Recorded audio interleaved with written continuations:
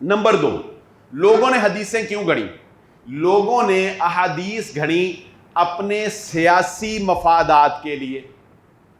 مثال کے طور پہ آپ جانتے ہیں کہ سیاسی طور پر اس وقت امت مسلمہ جو ہے وہ 2 گروہوں میں تقسیم ہو گئی تھی، ایک حضرت علی رضی اللہ تعالیٰ عنہ کا گروہ اور ایک حضرت امیر معاویہ۔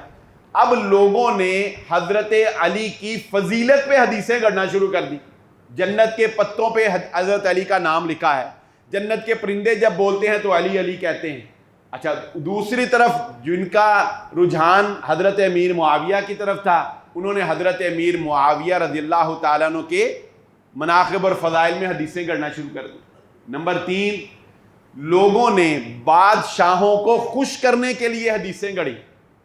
مثلا ایک بادشاہ تھا، اس کو کبوتروں کا شوق تھا، ایک شوق ہے، اس نے حدیث گھڑ دی کہ نبی صلی اللہ علیہ وسلم نے فرمایا کہ مسابقت کرنا یعنی ایک دوسرے سے دوڑ لگانا وہ گھوڑ سواری میں ہے، تیر اندازی میں ہے یا کبوتر بازی میں ہے، یعنی کبوتر بازی کا لفظ اس نے اپنی طرف سے ڈال دیا۔ وہ تو بادشاہ سمجھدار تھا، اس نے کہا یہ اس نے عجیب بات کی، اس نے تحقیق کی، پتہ لگا اس نے جھوٹ بولا ہے، خیر اس نے وہ سارے کبوتر ہی چھوڑ دی۔ اس نے کہا ہماری وجہ سے اب لوگ حدیثیں گھڑنے لگ گئے ہمیں خوش کرنے کے لیے، اس نے کبوتر بازی چھوڑ دی۔ آج بھی آپ دیکھیں گے کہ بادشاہوں کو خوش کرنے کے لیے لوگ دین میں ایسی باتیں کرتے ہیں۔ نمبر 4، لوگ اس وقت حدیثیں گھڑا کرتے تھے، کیوں گھڑا کرتے تھے؟ اپنے معاش کے لیے، پیسے کمانے کے لیے۔ یہ بات محدثین نے بیان کی کہ لوگ حدیثیں گھڑتے ہیں کیوں؟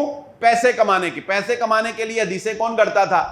واعظین، جو بڑی لے کے ساتھ لوگوں میں واعظ کرتے تھے نا، تو وہ اونچی سبحان اللہ کہلوانے کے لیے کہ لوگ بور نہ ہوں، جو خود گھڑی ہوئی بات کوئی ایسی بیان کرنی ہے کہ واہ واہ واہ واہ واہ نکلے تو لوگ خوش ہو جائیں اور پھر لوگ انعام سے نوازیں۔ یہ اس دور سے چل رہا ہے، یہ آج کے نہیں ہیں، یہ اس دور سے ہیں۔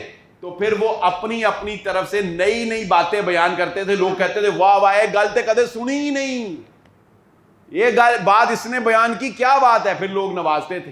تو پھر واعظین جو ہیں پیسے کمانے کے لیے، پیسے کی خاطر جو ہے وہ حدیثیں گھڑا کرتے تھے۔